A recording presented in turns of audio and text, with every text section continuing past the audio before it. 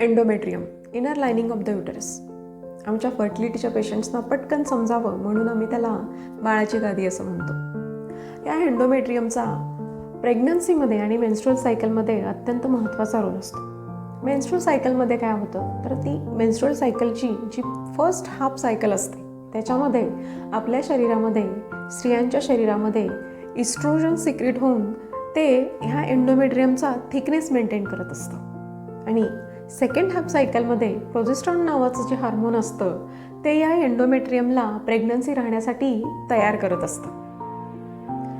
आता प्रेग्नन्सीमध्ये काय होतं, जेव्हा स्त्री बीज आणि पुरुष बीज फ्यूज होतात आणि त्यापासून एम्ब्रिओ तयार होतो तेव्हा हा एम्ब्रिओ या एंडोमेट्रियममध्ये इम्प्लांट होऊ पाहतं. आता आपण थोडंसं मुद्द्याचं बोलूया. इनफर्टिलिटी म्हणजे काय, तर जेव्हा पती पत्नी एकमेकांसोबत वर्षभरापासून राहत असतात, प्रेग्नन्सीसाठी प्रयत्न करत असतात आणि तरीसुद्धा त्यांना प्रेग्नन्सी राहत नसते तेव्हा त्याला इनफर्टिलिटी किंवा वंध्यत्व म्हणतात. याचे दोन प्रकार असतात, प्रायमरी इनफर्टिलिटी आणि सेकंडरी इनफर्टिलिटी. प्रायमरी इनफर्टिलिटीमध्ये त्या कपलला एकदाही प्रेग्नन्सी राहिलेली नसते आणि सेकंडरी इनफर्टिलिटीमध्ये त्यांना एकदा प्रेग्नन्सी राहिलेली असते आणि सेकंड प्रेग्नन्सीसाठी त्यांना अडथळा येत असतो, काही प्रॉब्लेम्स त्यांना फेस करावे लागत असतात. म्हणजेच काय, नैसर्गिकरित्या प्रयत्न करूनसुद्धा एखादं कपल जेव्हा कन्सीव्ह होत नसेल तेव्हा ते मग पहिल्यांदा गायनेकॉलॉजिस्टकडे जातात आणि मग मॉडर्न ट्रीटमेंटनुसार त्यांना हार्मोनल थेरपी सुरू केली जाते. हार्मोनल थेरपीमध्ये एक्सटर्नल आर्टिफिशियल असे केमिकल हार्मोन्स वापरले जातात आणि त्यामुळं ओव्हमची ग्रोथ किंवा ओव्ह्युलेशन साधता येतं, पण त्याचा परिणाम ओव्हमच्या क्वालिटीवरती मात्र होताना दिसत नाही. मग जेव्हा हार्मोनल थेरपी घेऊनसुद्धा जेव्हा प्रेग्नन्सी राहत नाही तेव्हा मग IUI किंवा IVF सजेस्ट केलं जातं. IUI म्हणजे काय तर इंट्रायुटराईन इन्सेमिनेशन. त्यामध्ये काय केलं जातं, त्यामध्ये हार्मोनल थेरपी तर दिलीच जाते, पण जे काही शुक्राणू असतात किंवा स्पर्म्स असतात ते डिरेक्टली तुमच्या युटराईन कॅव्हिटीमध्ये इन्सर्ट केले जातात. आणि IVFमध्ये काय असतं तर IVFमध्ये हे जे हार्मोन्सचे डोसेस असतात ते हेवी दिले जातात. त्यामुळं काय होतं, नॅचरली जेव्हा मेन्स्ट्रुअल सायकल होत असते त्यावेळेला स्त्रीबीजाशयातून ओव्हरीजमधून एकावेळी 5-6 ओव्हम तयार होत असतात, म्हणजे त्यांची ग्रोथ होत असते. पण इथं IVFसाठी तुम्हाला एक्सटर्नल केमिकल हार्मोन्स हेवी डोसेसमध्ये दिल्यामुळं जवळजवळ 60 ते 70 ओव्हम तयार होतात आणि मग जे काही किमान सायझेस ओव्हमची असते त्यांना सिलेक्ट केले जातात आणि मग असे ओव्हम आणि स्पर्म घेऊन तुमच्या शरीराबाहेरच त्यांच्यापासून एम्ब्रिओ तयार केला जातो आणि मग तो एम्ब्रिओ नंतर तुमच्या युटराईन कॅव्हिटीमध्ये इन्सर्ट केला जातो.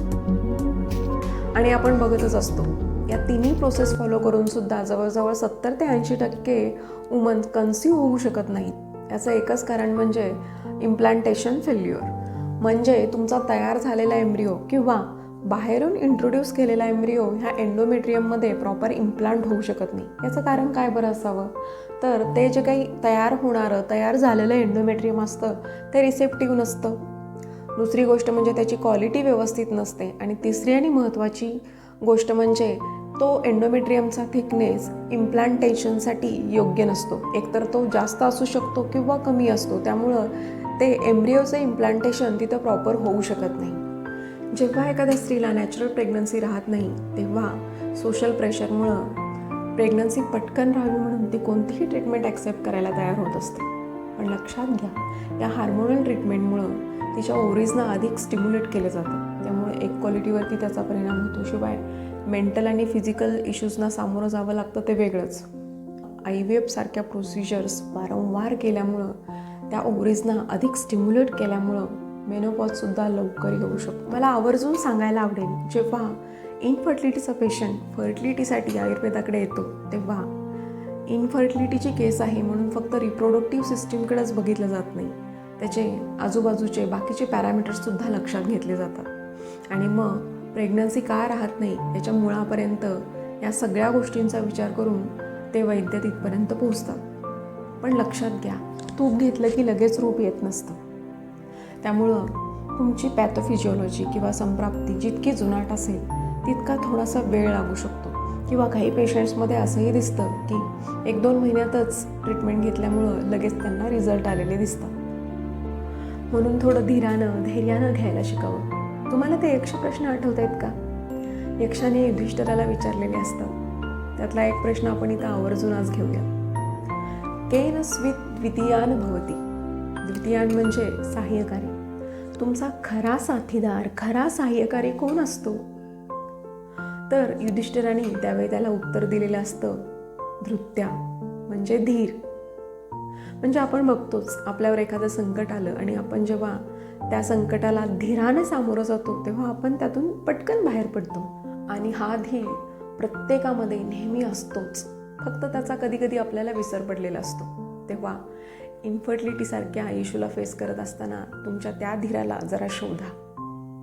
म्हणजे काय होईल, तुमची स्ट्रेस लेवल कमी होईल, तुमच्या ब्लडमधलं कॉर्टिसॉलचे लेवल कमी होऊन हायपोथॅलॅमो पिट्युटरी ॲक्सिस व्यवस्थित बॅलन्स होईल आणि पटकन प्रेग्नन्सी राहून जाईल. अशा पद्धतीनं तुम्ही तुमचा मेंटल बॅलन्स जर साधला तर तुमचा फिजिकल बॅलन्स सांभाळायला आयुर्वेद आहेच की.